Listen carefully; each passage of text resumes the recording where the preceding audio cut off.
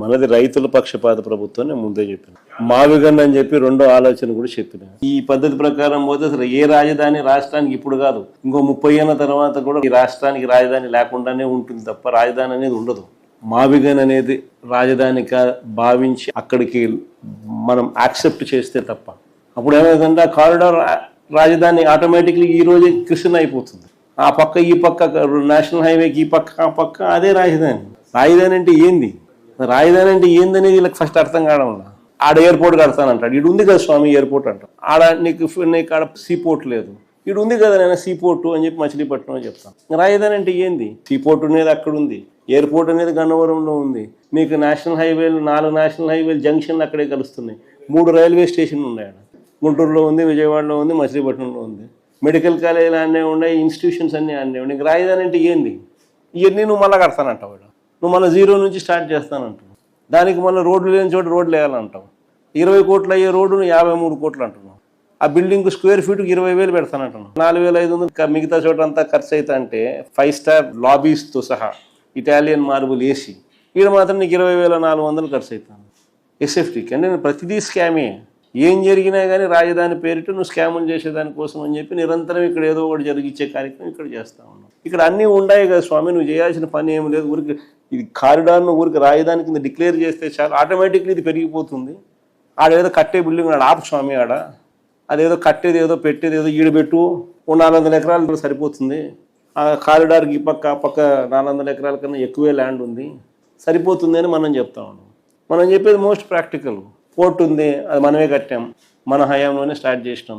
ఇప్పుడు వీళ్ళు వచ్చినాక దాన్ని ఆపినారు. మనకు ఆల్రెడీ డబ్బులు కూడా ఉన్నాయి దానికి బ్యాంకుల్లో, ఫైనాన్షియల్ టైఅప్ చేసినాం, మనమే ల్యాండ్ అక్విజిషన్ కంప్లీట్ చేసినాం, అన్ని పర్మిషన్లు తెచ్చినాం. మన హయాంలోనే 35% పని కూడా జరిగింది.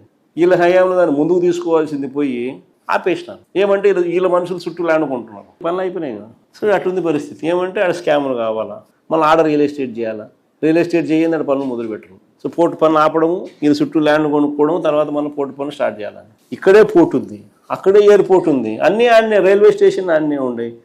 నేషనల్ హైవే రోడ్డు బ్రహ్మాండమైన రోడ్డు పోతుంది 110 కిలోమీటర్లు. ఏం కావాలి నీకు అని మనం చెప్తాను. ఇది ఎక్కదు. ఎందుకు ఎక్కదు? ఇది స్కాములు జరుగుతాయి. ఈ నుంచి మనం నిరంతరం పనులు జరుగుతాయి, నిరంతరం మనకు వస్తూ ఉంటారు దానిల కోసం అని చెప్పి ఇది. కాబట్టి నువ్వు అడిగిన ప్రశ్నకు సమాధానం నేను చెప్తాను కదా.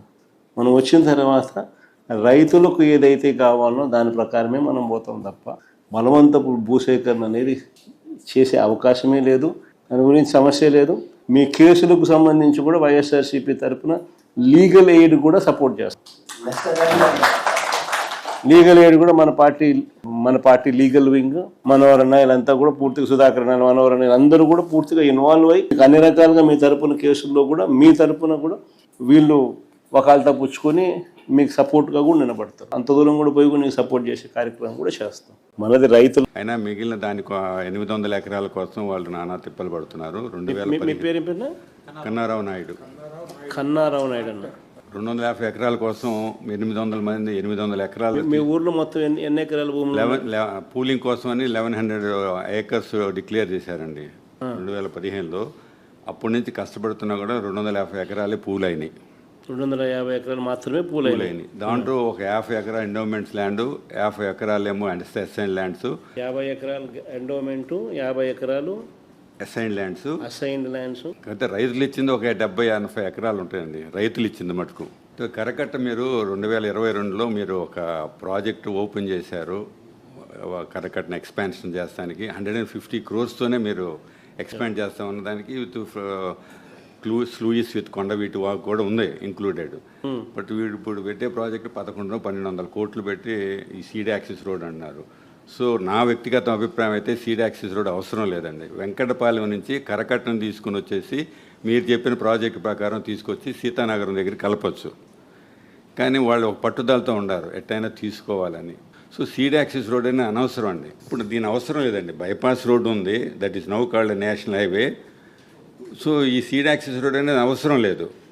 కానీ ఎలా నమ్మిస్తున్నారంటే మన జనాభాని, మీరు అది ఇచ్చేస్తే మిగిలిన వదిలేస్తామనే టైప్ ఇస్తున్నారు. కానీ మేము 2018 మేము కోరింది కూడా అదే, మీరు ల్యాండ్ కావాల్సింది రోడ్డుకు తీసుకోండి, మిగిలిన వదిలేమని. ఈ రోజు వరకు కూడా ఎవరు కూడా అఫీషియల్ కానీ అన్అఫీషియల్ కానీ యాక్సెప్ట్ చేస్తలేరు ఆ ప్రపోజల్. కరకట్ట ఒకటి రోడ్ అవసరము, సీడ్ యాక్సెస్ రోడ్ అవసరం లేదండి. ఇది ఇప్పుడు వీళ్ళందరినీ అట్రాక్ట్ చేస్తున్నారంటే టెంపుల్ ల్యాండ్స్లో మీకు ప్లాట్లు ఇస్తామని చెప్పి వీళ్ళందరూ ల్యాండ్ పూలింగ్కి డైవర్ట్ చేస్తున్నారు. మీరు దయించి ఆ టెంపుల్ ల్యాండ్స్ కాపాడితే ఆటోమేటిక్ ఊరు కూడా కాపాడబడుతుంది.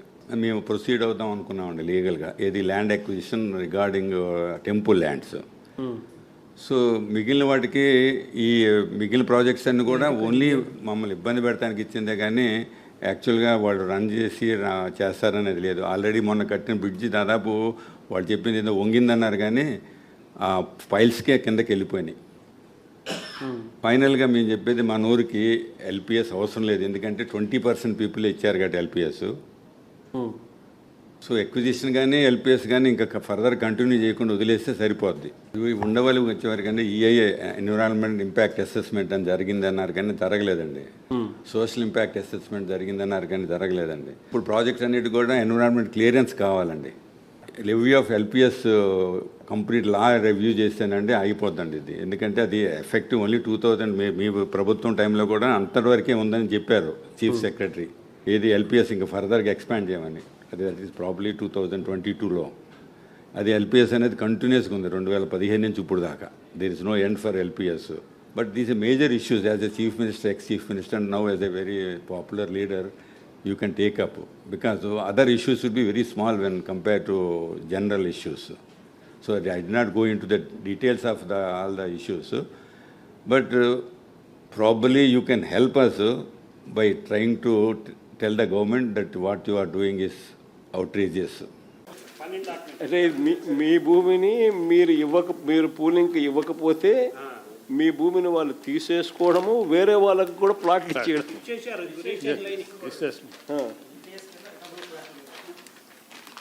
వేరే వాళ్ళకి ప్లాట్లు కూడా ఇచ్చేసినారు, రిజిస్ట్రేషన్ కూడా చేసేసినారు.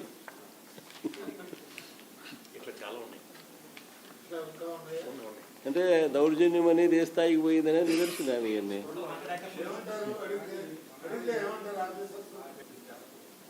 నేను సమాచార చట్టం కింద పెట్టి 1-4 సార్లు తిరిగి ఇచ్చారు. ఈ ఒరిజినల్ కూడా ఉండేది నా దగ్గర. ఎన్ని కూడా పెట్టి కోర్టు కదా అన్న, తీసుకోండి, ఎన్ని కూడా ఒకసారి తీసుకొని మా పొలం మాకు ఇచ్చేసి రోడ్లకు కావాల్సింది తీసుకోండి, కామాదారి మాకు పర్మిషన్ ఇది, అది అంతకన్నా ఏం లేదు. మన అన్నం కలిసి వస్తాను ఎన్ని తీసుకోండి, డీటెయిల్స్ అన్నీ తీసుకోండి. వాళ్ళు ఒక్క కాగితం ఎందుకు తీసుకోలేదు ఎన్నాళ్ళ నుంచి? తీసుకోవాలి కదా అట్లాగా. ఇక్కడ ప్రజాస్వామ్యంతో అందరూ భాగస్వామ్య రాజధాని అనేది కూడా మనకి అనౌన్స్మెంట్ ఫస్ట్ నుంచి అనౌన్స్మెంట్ చేస్తున్నారు సార్. ఇప్పుడు అంతర్జాతీయ కాలేజీలు, నేషనల్ కాలేజీలు 4 ఉన్నాయి మన రాజధానిలో. మన పిల్లలకి ఇక్కడ ఎవరికైనా సరే ఒక్క పిల్లాడికి కూడా ఫీజు లేకుండా ఆ లైన్లో ఉంచుకొని 5 లక్షలు 6 లక్షలు కట్టి తీసుకోవటం.